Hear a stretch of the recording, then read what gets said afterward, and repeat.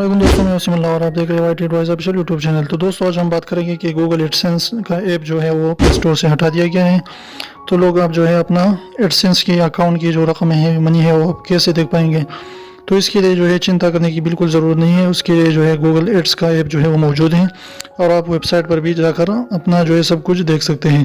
तो वो जो है उसने इस गूगल ने गूगल एडसेंस को प्ले स्टोर से हटाया है और फिर जो है जो आप लोगों के पास मौजूद है वो भी तकरीबन 2-3 महीनों में काम करना छोड़ देगा।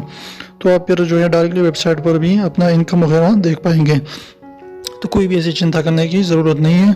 तो ये लेटेस्ट अपडेट थी, तो सोचा कि आप लोगों के साथ शेयर करूँ। तो मेरी आपको ये छोटी सी वीडियो पसंद आई, वीडियो पसंद है तो प्लीज़ वीडियो को लाइक कर दीजिए, दोस्तों के साथ शेयर कीजिए और चैनल को सब्सक्राइब करना बिल्कुल भी ना भूलें। बिल्कुल फ्री है, रेड वाले सब्सक्राइब को ज़रूर दबाइए और फिर मिलते हैं इसी नई वीडियोज़ के साथ।